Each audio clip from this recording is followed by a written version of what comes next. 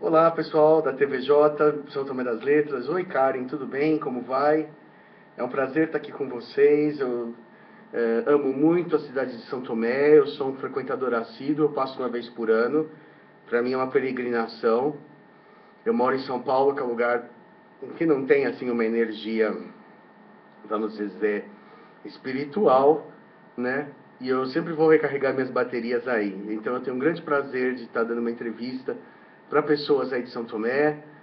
Acho que ninguém aí me conhece pessoalmente, entendeu? Pouca gente, só quem é da pousada ou das lojas, né? Mas eu considero realmente São Tomé uma meca de ufologia e de espiritualismo no Brasil, muito importante. Então é um grande prazer para mim estar aqui, tá? Vou responder as suas perguntas, né? Se eu falar assim, sobre a sua história com a ufologia, a primeira pergunta que você me fez. A minha história com a ufologia começou quando eu era criança, eu sempre gostei. Nos anos 70, no Brasil, é curioso isso daí, havia repressão militar e tudo mais, mas se falava de ufologia de uma forma muito mais aberta do que se fala hoje, o que é estranho, né? Hoje em dia, quando você vai na televisão, o tema, o mote é de gozação, de avacalhação, e nos anos 70 não era. O Flávio Cavalcante entrevistou a Bianca com muito respeito, o general Uchoa, que era um militar, divulgava ufologia, que é uma coisa estranha, né? Se a gente for pensar, e ufologia de um tom espiritualista, porque ele pertencia à eubiose, à fraternidade branca, ele era ligado a tudo daí, mestres ascensos, né? Então, como é que a coisa degenerou desse ponto? A gente aparentemente tem mais, entre aspas, mais liberdade, mas é a liberdade de avacalhar, de emporcalhar o assunto, né? Será que as pessoas degeneraram ou será que o mundo está pior? Eu não saberia te dizer. Mas nos anos 70 os congressos de ufologia eram mais comuns, as pessoas eram mais amigas dentro da ufologia. Hoje em dia você percebe uma desunião muito grande, uma cisão muito grande entre a ufologia científica e a ufologia espiritualista, né? Algumas pessoas, entendeu, toleram umas às outras, mas a maioria, todo mundo detesta todo mundo. É muito difícil hoje em dia você se envolver com ufologia. Era bem mais fácil, existiam mais formas, existiam mais grupos na época que eu tinha 17, 18 anos. Fiz minha primeira vigília com 17 anos, com o Osni Schwartz, que foi um dos consultores da UFO. Ele fazia vigílias, eu fiz com o grupo dele, mas ele veio a falecer, infelizmente. Depois eu fiquei um hiato, eu fui para a Europa e tudo mais. Quando eu voltei, eu comecei a fazer com a Roseli Vaz de Lima, lá em São Pedro, que também é uma veterana, que também conheceu o Dr. Mário Rangel, o Maris Baraldi Dias, a turma das antigas, uma turma boa, né? Agora, depois, por exemplo, conforme eu fui desenvolvendo o meu conhecimento e tal, eu fui criando minha própria linha. Eu tenho uma pegada mais, vamos dizer, mística, que a Roseli não gostava muito. Então, hoje em dia, a gente segue em trabalhos separados. Eu ainda sou amigo dela, a gente faz vigílias e tudo mais, mas não temos, assim, um ponto de vista em comum na maneira de enxergar os ETs, os meus livros, as coisas que eu fiz.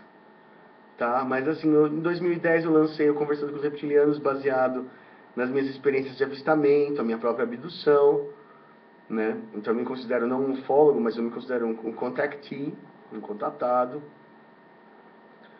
Eu acho que o ufólogo para mim é uma pessoa que estuda. E quando você, eu me considerei, como os ufólogos torcem o nariz para mim dizendo que eu não sou bem um ufólogo, porque eu já me declaro uma pessoa contatada. Então eu posso me dizer que eu sou um pesquisador de ufologia. Vamos colocar dessa forma, fica melhor. Assim agrada gregos e troianos, não é? Tá certo? Qual o interesse dos extraterrestres em manter contato com os seres humanos? A segunda pergunta, né? Minha segunda, eu diria o seguinte: existem milhões de teorias com relação a isso. Eu vou falar o que eu acho. Eu acho que a Terra é mais interessante que o homem para os extraterrestres. A biosfera terrestre é muito rica, a natureza aqui é muito fértil, tem muita água, tem tudo. Então, o sistema solar é um deserto e a Terra é um oásis. Então, a biosfera terrestre ela é perfeita para praticamente qualquer espécie biológica. Ela não chega a ser perfeita, mas ela é usável para praticamente qualquer espécie biológica. Grey, reptiliano, pleiadianos, humanoides, insetoides, etc, etc, etc. Todos eles poderiam habitar na Terra sob uma certa adaptação. Então, por exemplo, a Terra é usada como entreposto. Na verdade, como um posto de gasolina e uma loja de conveniências. E eu acho que o ser humano, como dono do planeta, eles respeitam o fato de que o ser humano é o ser vivo inteligente, entre 300 aspas, mais importante do planeta Terra. Eles respeitam isso. Então eles não podem, a Confederação de Planetas, que rege o trânsito intergaláctico, não permite que a Terra seja invadida e que o homem seja exterminado, mesmo que o comportamento do homem seja assim, bastante lastimável. Isso não, eu acredito nisso. Então o interesse dos extraterrestres é basicamente se suprir. Quando eles, em um certo sentido, eles têm um interesse também em ter a preferência do ser humano, a amizade do ser humano, para colocar a Terra num futuro não tão próximo como um planeta amigo, né? Isso vai para as diferentes linhagens extraterrestres, são os reptilianos, são os Greys, todo mundo quer uma fatia do bolo do que é o planeta Terra. O planeta Terra é um planeta difícil, porque a Terra é um planeta jovem, uma humanidade jovem, conflituosa, e os diversos segmentos da humanidade guerreiam muito, e existe a possibilidade da guerra nuclear. E existindo a possibilidade da guerra nuclear, existe a possibilidade da aniquilação da biosfera. E esse é um dos grandes motivos pelos quais eles ainda se preocupam com o ser humano. Evitar a guerra nuclear, evitar a calamidade ecológica final, absoluta e irreversível, né? Porque na Idade Média ou na Antiguidade, eles visitavam o ser humano, interagiam, tudo, mas eles não estavam muito preocupados. Estava tudo bem, mas agora não está tudo bem. Porque pode haver. O homem tem o gabarito para destruir a Terra, matar a Terra. Não explodir a Terra, mas dizer matar a Terra. Né? Isso preocupa muito os ETs. Existem bases de ETs aqui, existem interesses de ET aqui. Né? Minerais, água, etc. O próprio calor do Sol, a proximidade, a zona de conforto, ser um planeta habitável, entendeu? Então ele é muito valioso para ser estragado por uma espécie só, que é o humano. É isso que eu acho sobre minha opinião sobre a relação do extraterrestre com o humano. E por que os governos mundiais não admitiram a existência dos extraterrestres? Pergunta famosíssima. Bom, nos anos 50, o Truman, o presidente Truman, tinha acabado de acabar a Segunda Guerra Mundial e começou a acontecer coisas como Roswell, a queda do UFO.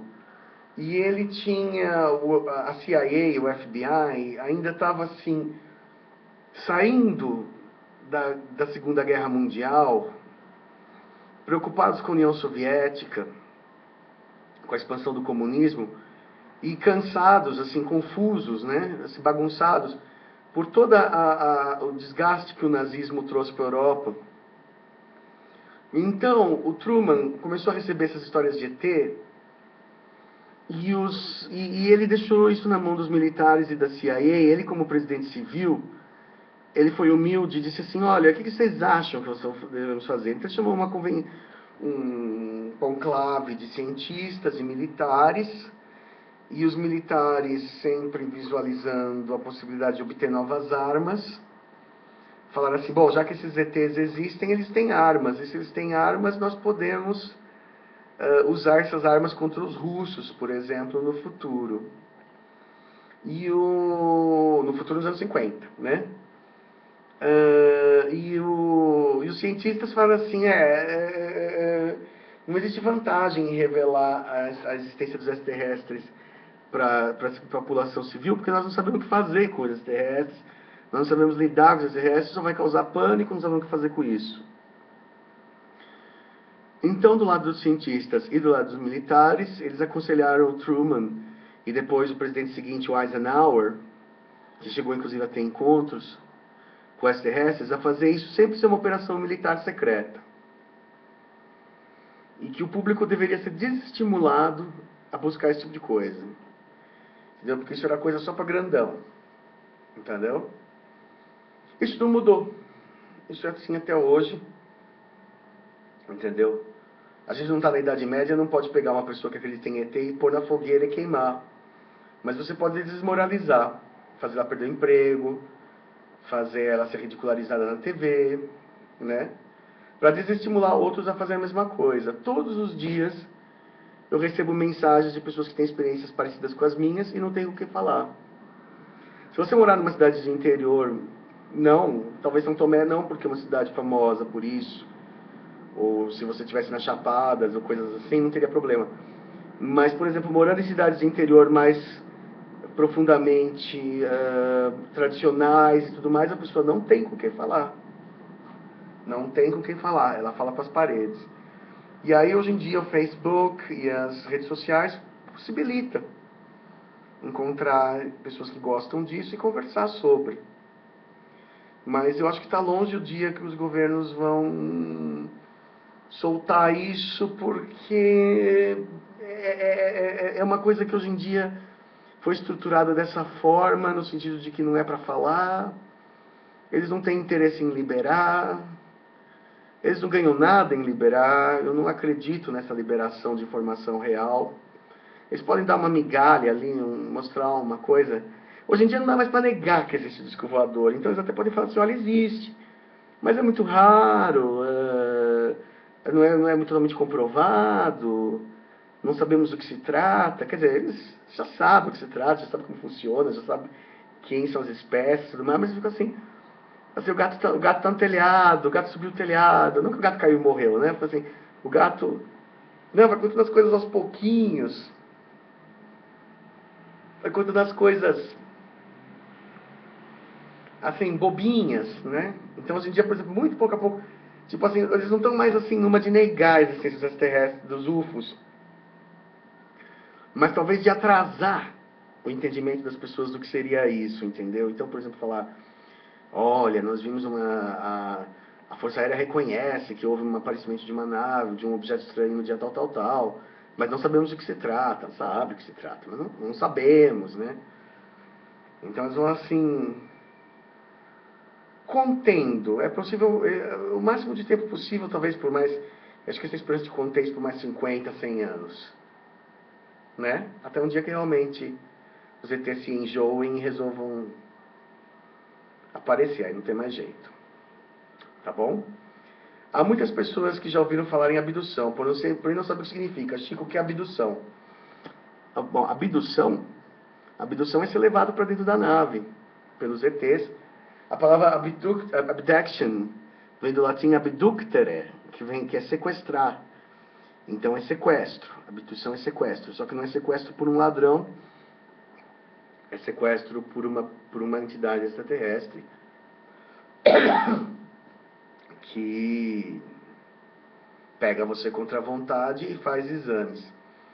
Nos anos 50, os contatados, os primeiros contatados, como George Adamski, os três Georges, né, o George Van Tassel, George King, os três Georges, a gente chama os três grandes contatados dos anos 50, o Orfeu Angelucci, esses grandes caras da primeira geração, eles falavam que os ETs apareciam amigavelmente e convidavam para entrar na nave. E a partir da Betty Barney Hill, a gente descobriu que na maioria das vezes as pessoas eram pegas à força, né? Elas podiam até aprender a gostar do ET e da situação e tudo mais, mas na primeira vez elas eram pegas à força mesmo, na marra. Porque é muito difícil você chegar a Eu não consigo conceber uma nave extraterrestre descer no meio do mato, chegar para uma pessoa e falar assim, sobe com a gente, e ela sem nunca ter ouvido falar disso, ela subiria alegremente. Isso não costuma acontecer. Então a abdução é um mal necessário, não tem muito jeito de você pegar o ser humano, como você não consegue, por exemplo, pegar seu gato ou seu cachorro e falar assim, vamos pro veterinário, ele abala o rabo e vai com você. Não vai. Você tem que enfiar numa caixa e levar até lá. Então é uma coisa forçada, seja pro bem ou seja pro mal, você tem que levar. Sem pedir permissão, não há como pedir permissão. Entendeu?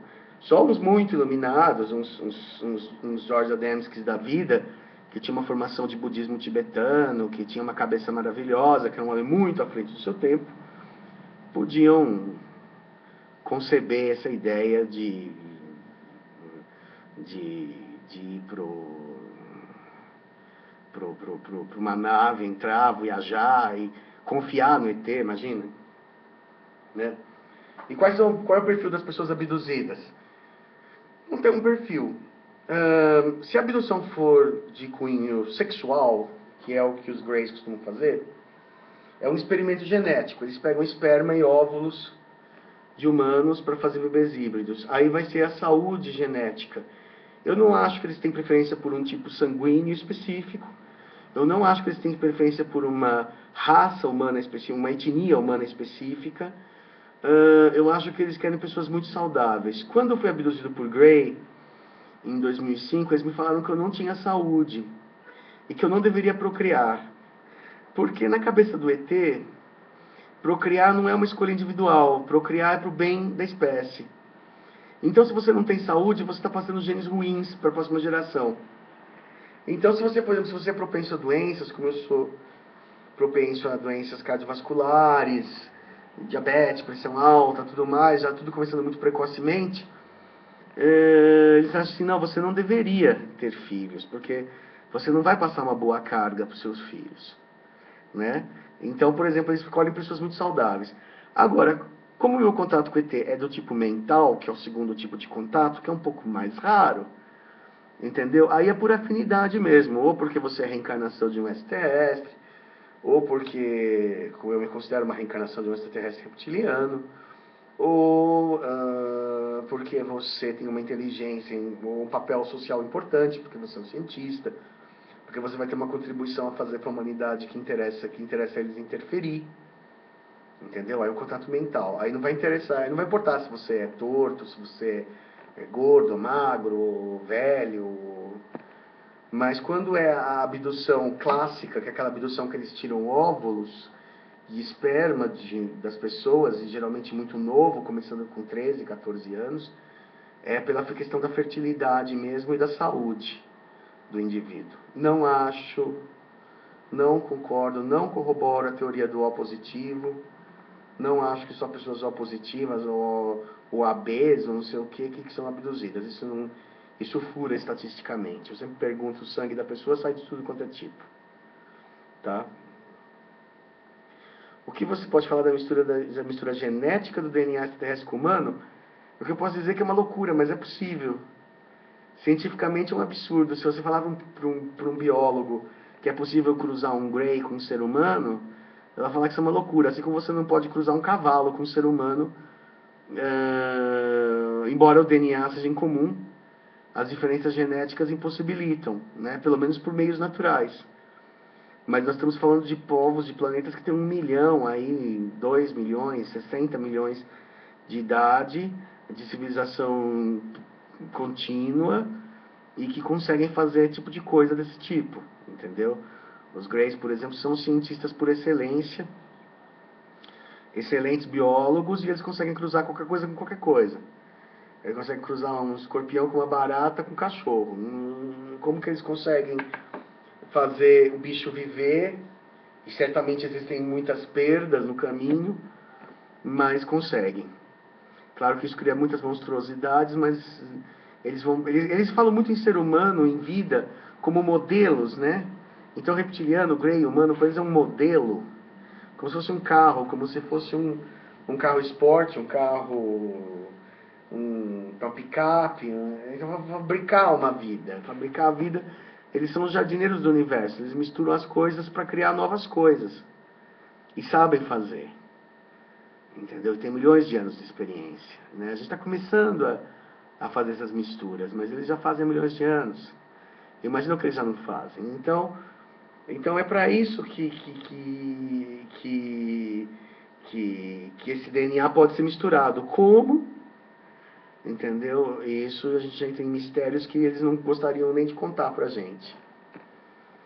Embora eu acredito que nos círculos, vamos dizer, de cientistas militares, eles devem já estar bem mais avançados com relação a essas questões.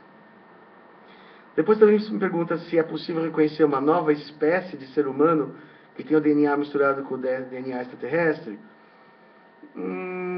Existem pessoas que têm genes híbridos, né? O Gray, por exemplo, ele pega um ser humano e cruza com um Gray e nasce um humano Gray, né? Nasce aquele híbrido cabeçudo com cabelo ralo.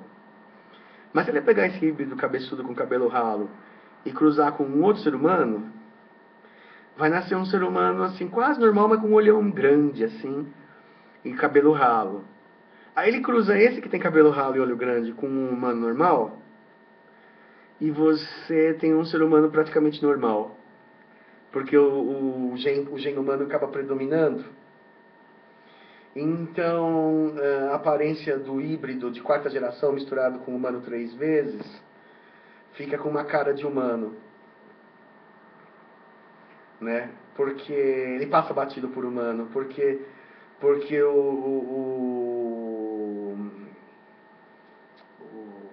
gen Grey acaba sendo ocultado e fica pouco, 12% de gen Grey ou 6% de gen Grey em 4 hibridizações, não fica tão visível, ou não fica visível.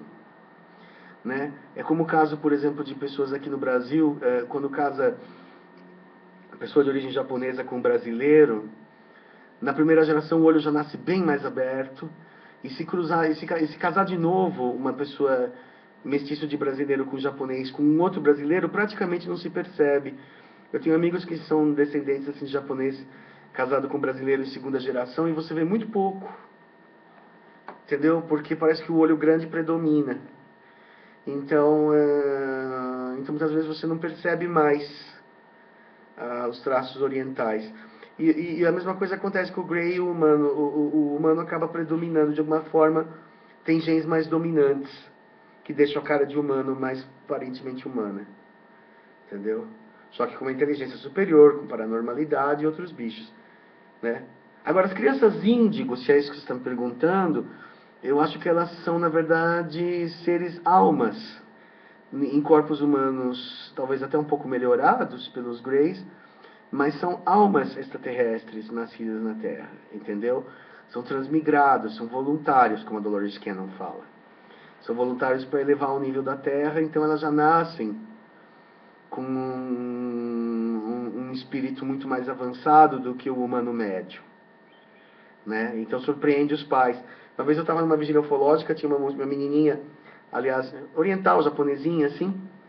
Ela olhou para mim e falou assim, sua primeira vigília aqui? Eu falei assim, sim, sim. Ela falou, você está com um pouco de medo? Perceba que você está com um pouco de medo. Eu falei assim, um pouco, sim, sempre. Ela falou assim, o medo não tem lugar quando se fala em encontros com extraterrestres. Controle seu medo, prenda sua respiração, medite. A menina tinha 8 anos de idade, entendeu? É uma criança índigo, é uma criança especial, né? Não é normal a criança falar aquilo. Ou é, não sei, hoje em dia é até, se ela estivesse tão familiarizada com o assunto, né? Para mim, eu conheci uma criança índigo, né? Depois também você está me perguntando, eu vou tentar fazer dentro de um time frame de 1 hora, né? Responder tudo e aí vocês veem o que dá para colocar, tá? É possível reconhecer uma nova raça de ser humano que tem o DNA com o DNA extraterrestre? Não. Quando eles fazem bem feito, você não percebe. Você pode estar falando com ET e você não está percebendo. Existem seres humanos morando em outros planetas? Existem. Poucos. Alguns extraterrestres convidam alguns seres humanos para viver em outros planetas. Segundo esses extraterrestres, o corpo humano não foi geneticamente preparado para viagem espacial longa e muitas vezes a pessoa acaba morrendo. Outros que vão também não ficam muito felizes, porque não tem mais volta. Então é uma escolha que precisa ser muito bem feita. Eu conheço casos de extraterrestres que convidaram pessoas para ir embora, entendeu? E no caso a pessoa que me contou não aceitou, né? E eles falaram assim, você fez a melhor escolha, porque realmente, entendeu? Não seria fácil, entendeu? É possível? É possível. Mas não é fácil você perder todas as suas referências e viver num planeta totalmente estranho, entendeu? Onde a natureza, tudo, você não vai reconhecer mais nada, né? E o cérebro humano não é, assim, evoluído o suficiente. E o corpo humano também não é, muitas vezes, na boa parte das vezes, não aguenta, né? Então eles falam que muitas vezes vai a óbito porque não adapta ou fica muito doente. Não é fácil, não é assim. Como muita gente fala, eu quero ir embora, eu quero pegar um UFO, quero ir embora. Isso é leviano, isso não é verdade, não é tão fácil. É fácil, é delicioso dar uma volta num UFO, né? Esse é o sonho de todos, mas não morar num outro planeta definitivamente é para poucos, tá? Depois, aqui, muitos têm falado numa possível vida do homem ao Marte. Você acredita que o homem pode estar invadindo território habitado? Sim, está invadindo um território habitado, e os próprios governos sabem que essas Mars One, essas coisas são brincadeiras, que não vai acontecer. Se algum humano embarcar se esse foguete realmente for construído, coisa que eu duvido, essas pessoas provavelmente vão morrer.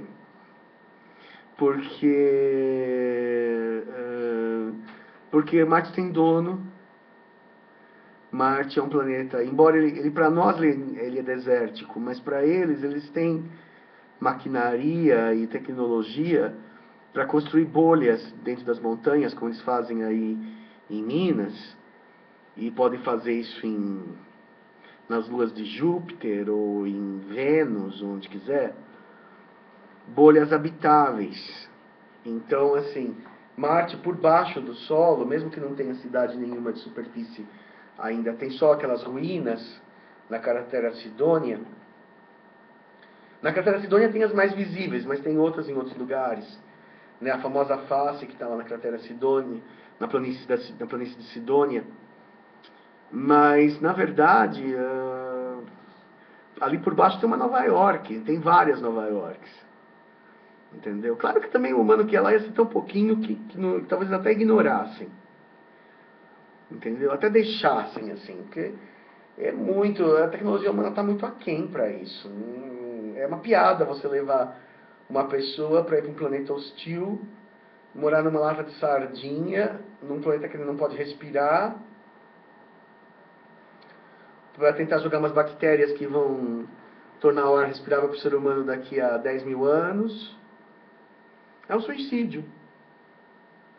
Qual a diferença de fazer isso e dar um tiro na cabeça? É só que você vai ver outro planeta. Entendeu? Eu acho que seria muito mais sensato tentar construir bases na Lua. A Lua é muito mais próxima porque não faz base na Lua.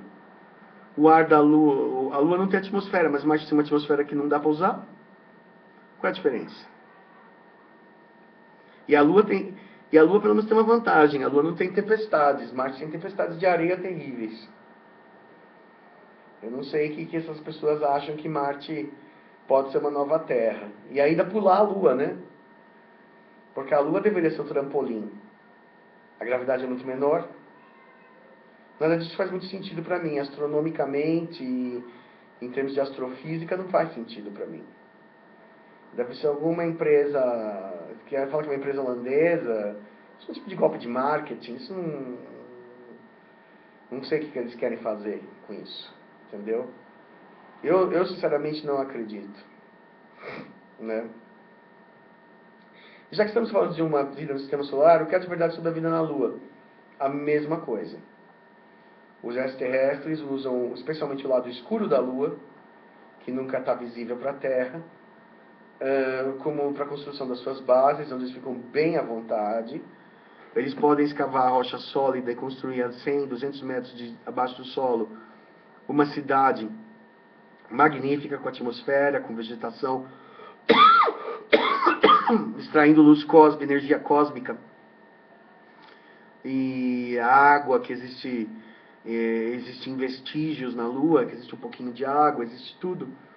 E eles conseguem realmente tirar leite das pedras. Planetas com muito pouca habitabilidade, como a Lua, né? Planetas inóspitos, inúteis, né?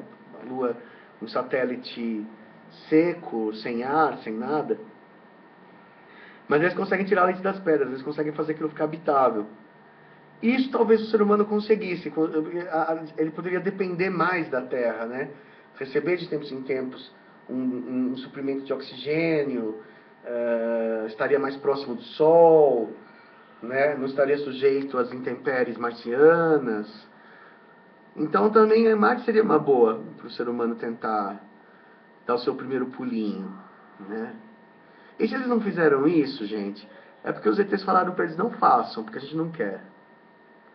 Porque lembra quando tinha 2001, Odisseia Espacial, tinha base na Lua, depois teve aquela série Espaço 1999 com a base na Lua, nada disso aconteceu. O Arthur C. Clarke foi perguntado, o cara que fez o 2001, o que mais te surpreendeu? Agora, em 2001, perguntaram para ele, o filme é de 67, de 67, 34 anos depois perguntaram para ele, Arthur C. Clarke, o que você acha do progresso da humanidade nesses últimos 40 anos, né?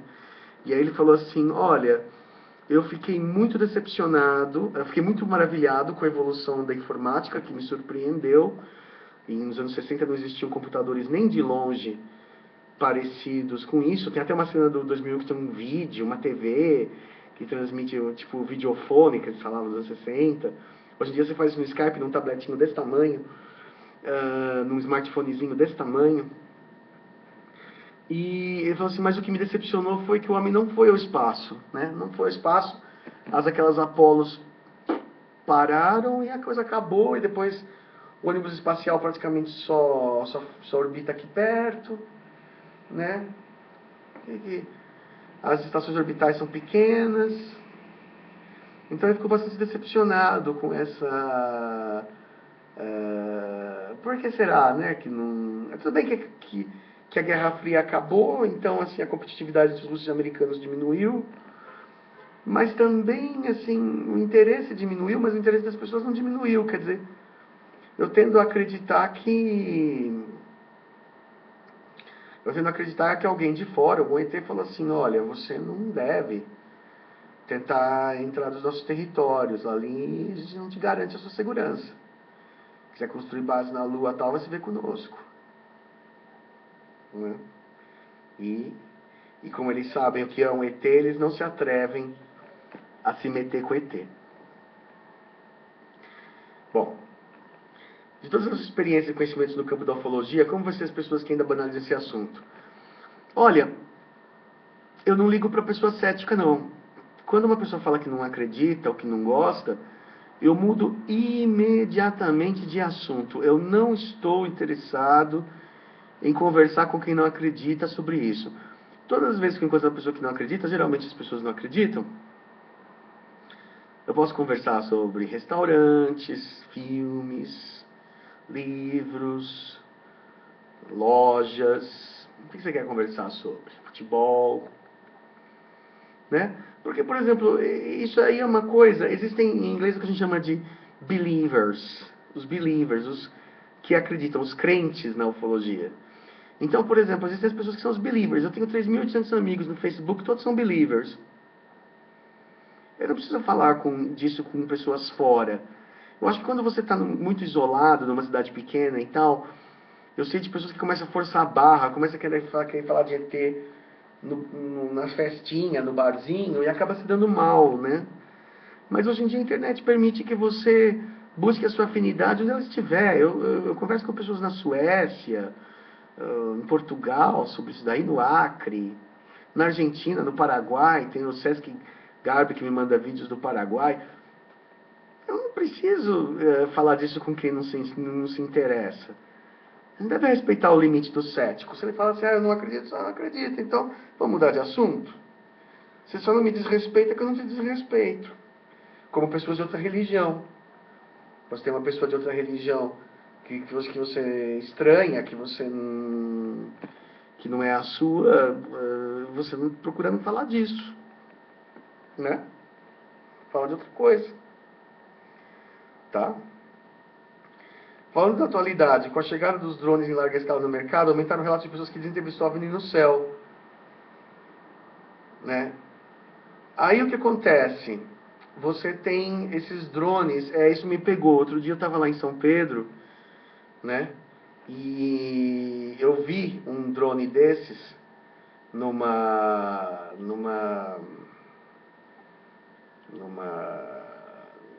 aliás, eu vi uma coisa que parecia um UFO, né? E aí essa coisa que parecia um UFO, eu peguei o carro e fui indo em direção a essa coisa que parecia um UFO, né? E o que aconteceu? Eu fui chegando perto e via que o UFO não ia embora. Eu falei, hoje é meu dia, eu vou filmar de perto. Quando eu cheguei bem perto, eu comecei a ver aquele barulho de aviãozinho. Eu vi que era um drone. Tem um drone de brinquedo que custa uns R$2.000. Era um bairro chique. Que ele parece um disco voador perfeito. Ele é azul, verde, laranja, gira, sobe e desce, faz movimentos erráticos, que nem disco voador, que nem movimento para frente, para trás, para cima, para baixo. Foi a primeira vez, depois eu fiquei vacinado. Agora eu já não sei mais. Agora eu sei que o UFO voa muito mais alto, né? E o UFO tem outras características, pode mudar de cor, de forma. Tipo, um UFO autêntico é diferente, mas para o novato, o drone passa batido. Tá? Isso é mais. Antes tinha o satélite, que era um problema, né? Que o satélite é uma estrelinha que mexe no céu até 8 horas da noite ou a partir das 4 da manhã. E todo dia eu recebo, vi um UFO. Bom, você viu um satélite, mas eu não vou. Às vezes eu não falo nada, eu não vou chatear a pessoa. Tá bom, que bom, entendeu? Ou às vezes eu falo, dependendo do grau de amizade que eu tenha, ou se eu tiver certeza. Às vezes também tem UFO que passa cedo.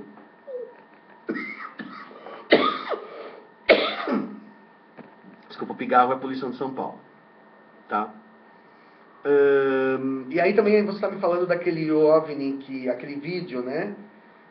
O OVNI de Agudos, né? O OVNI de Agudos. O OVNI de Agudos é fraude, inclusive ele já foi mostrado no Fantástico por técnicos de computação.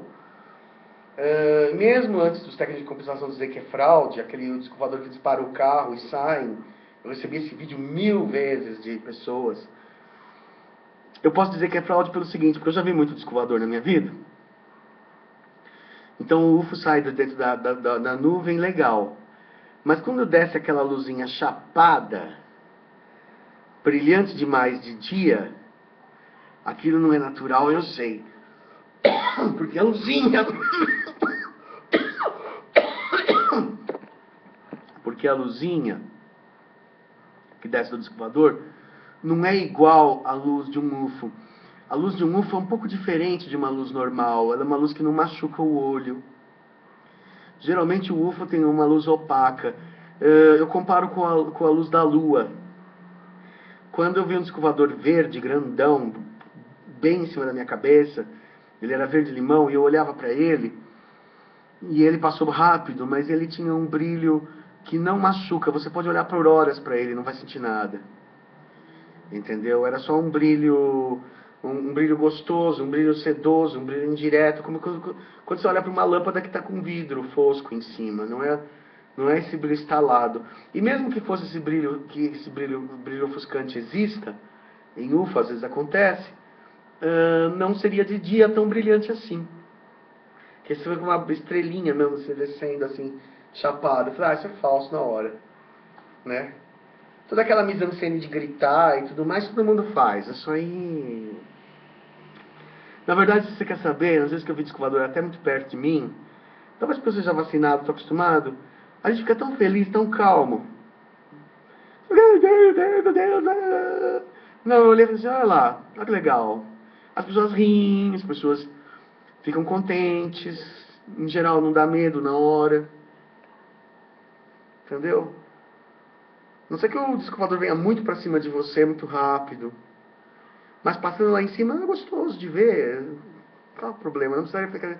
Cada um tem que reagir de uma forma também. Mas eu sei que o vídeo é falso porque é computação gráfica, né?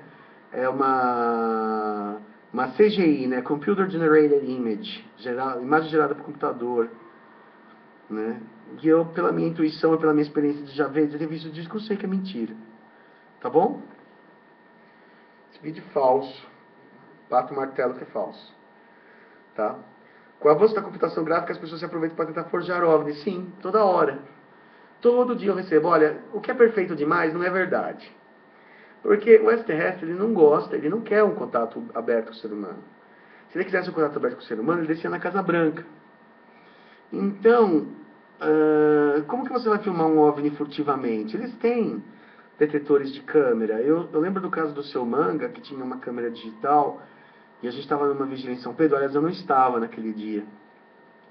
E eles viram um mega disco grande, e aí ele foi tentar fotografar, e ele sentiu que não era para fazer. A câmera não ligava, entendeu? Mas uma hora ligou, ele insistiu, ele queimou a câmera, ele perdeu a câmera. Entendeu? Você não faz nada que o ET não queira. Ele tem total controle da situação. Assim como se você, por exemplo, fosse um ser humano de hoje, falando com um homem da Idade Média, entendeu? E você estaria armado de pistola, laser, detetor de infravermelho e tal, e o cara com uma espada na mão. Quem vai ganhar? Né? Nós somos medievais. Na melhor das hipóteses, nós somos medievais. Nós estamos na idade do bronze para eles. A tecnologia humana para eles é engraçadinha. É ridícula. Não tem como bater ET.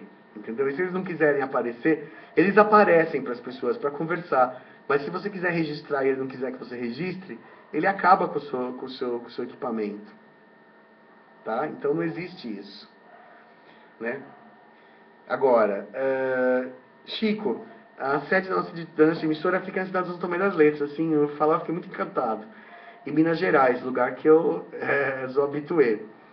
O setor de turismo se beneficia dos fenômenos ufológicos. Se você fazer isso na cidade, eu posso dizer que realmente é uma capital ufológica. Todas as vezes que eu fui para Minas Gerais, eu costumo ir ou às cidades históricas ou de São Tomé. Às vezes eu estou inspirado para ir para Tiradentes, eu gosto muito de Minas. E hoje eu estou inspirado para... Eu já pensei até em mudar para essa região, para São Tomé ou para Tiradentes. Ou é São Tomé ou Tiradentes? São Tomé ou Tiradentes. E quando eu vou para o Rio, eu quero ir para Paraty ou a cidade do Rio, capital. Então, assim, nessa região aqui eu fico muito por esses lugares. Então, quando eu vou para São Tomé, é lógico que eu vou fazer vigília, né? E às vezes, e São Tomé é um negócio engraçado. São Tomé é a única cidade que eu conheço que você faz vigília sem sair da cidade. É só subir ali no mirante, na pirâmide e tal, e ficar lá a noite toda que você acaba vendo, cedo ou tarde, na Pedra da Bruxa, no mirante. Então eu falo que é vigília de luxo, né? Porque às vezes aqui em São Paulo eu tenho que viajar até o interior, ir para uma mata escura, né? Tenho que ir para um lugar às vezes meio perigoso, né? E ali não, confortavelmente eu saio do hotel, da pousadinha, né? Quando eu estou inspirado, se eu estou de carro, se eu aluguei carro e tal, a gente vai até o Areal, vai até ali onde tem aquelas pousadas ali na Sobradinho, né? Mas se eu não quiser, não precisa ir no sentido de Sobradinho, também você pode ficar ali, né? E todas as vezes eu vi UFO. Logo na primeira vez que eu fui, eu vi foi o único que eu vi na minha vida ao entardecer de dia. É muito difícil ver UFO de dia. Na montanha ali, no sentido... onde fica ali mais ou menos a Cidade Harmonia e tal, eu vi um UFO que o prateado passeando, fazendo mas no alto, né?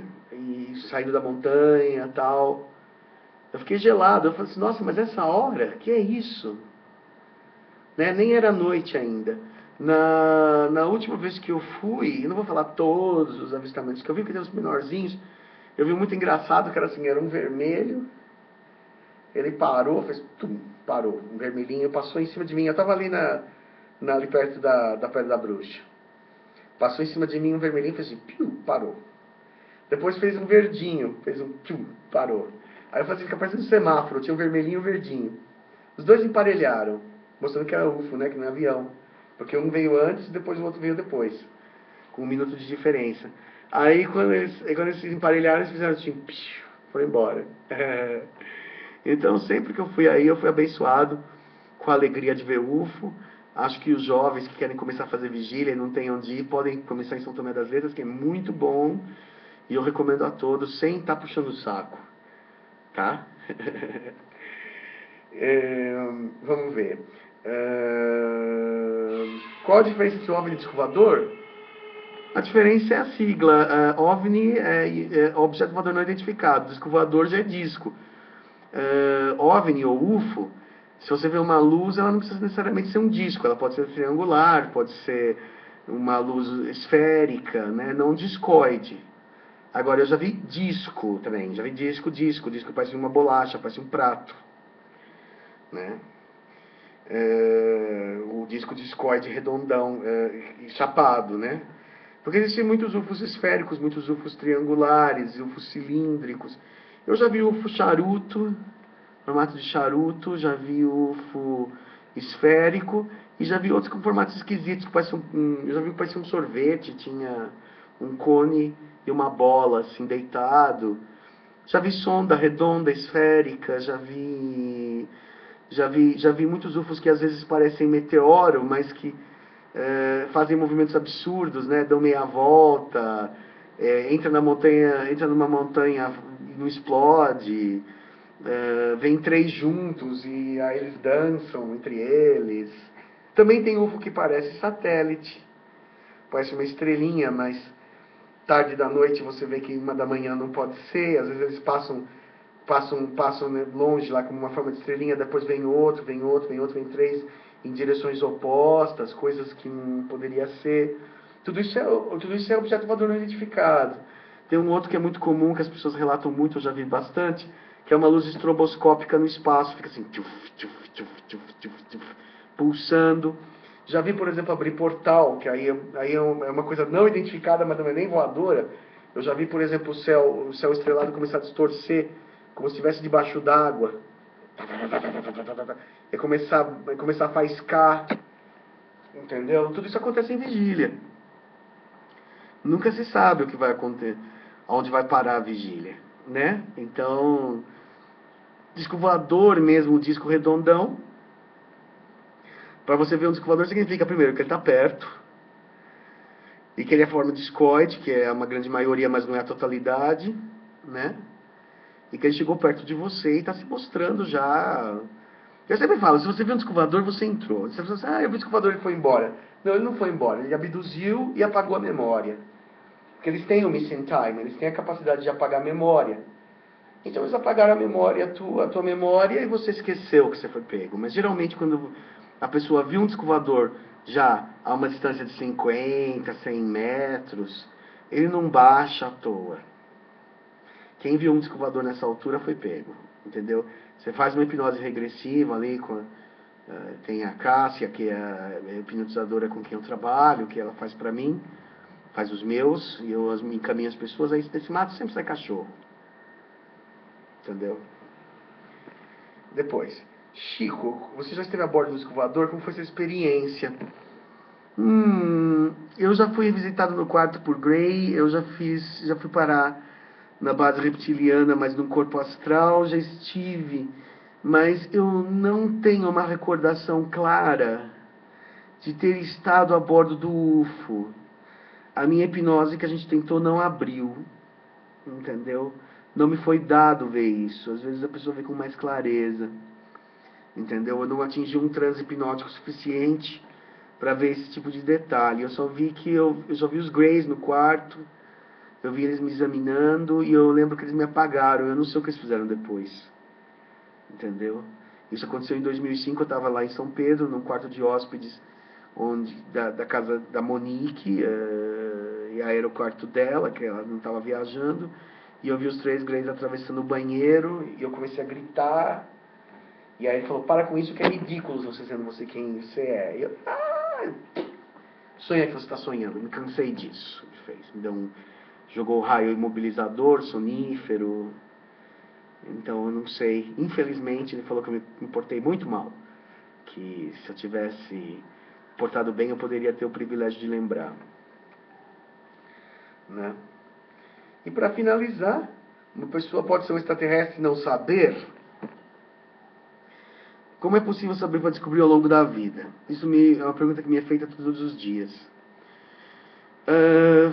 Reencarnação de extraterrestre é possível você não saber. Muitas vezes a pessoa começa a ser visitada por um certo tipo de extraterrestre, como eu pelo reptiliano, e essa entidade extraterrestre clama que você pertence a eles, que você espiritualmente é do grupo deles, no meu caso sou um reptiliano. Se for um Grey, se for um Pleiadiano, um Arturiano, um Lirano, né? Aqueles seres azuis, uranianos, sei lá, o que for, seja o que for, entendeu? Quando o extraterrestre tem esse tipo de vínculo com o ser humano, ele acaba se apresentando, abduz sim, mas abduz malvadeza, não, ele abduz também sendo amigo, e leva você e te examina e vê sua saúde, te acompanha, te ampara até certo ponto e depois uma hora fala. Agora, por exemplo, para você ter plena consciência disso, muitas vezes é necessário hipnose, às vezes não é necessário. Às vezes a pessoa tem consciência natural disso, eu não tive. Eu tive que fazer hipnose para saber. Eu não tive um caso com tanta clareza. Vai depender muito do grau de entendimento e de naturalidade com que você aceita isso daí. Tá? Agora, pessoas que têm genes de extraterrestres, né, esses híbridos, tal, essas crianças índigo, elas têm geralmente uma alma extraterrestre. Ela não vai ter um gene extraterrestre e ser um humano comum. Eles vão dar esse veículo especial, fabricado, corpóreo, para uma pessoa que já tem uma consciência cósmica. Entendeu? Que já viveu em outros mundos e tal. Né? Não aquele humano chucrão, puro, que não tem nada de extraterrestre, não tem vínculo nenhum. Eu acho, né? Agora, existem os entrantes, que são aquelas pessoas, aqueles extraterrestres que tomam corpos de humanos por um tempo. Aí ele sabe que ele é extraterrestre. Eu conheci um professor de música que por um tempo ele saiu de órbita, ele saiu do corpo dele e o extraterrestre usou o corpo dele, né? E fez a pesquisa, depois voltou. Ele mesmo não sabia o que tinha acontecido com ele naqueles 6 meses.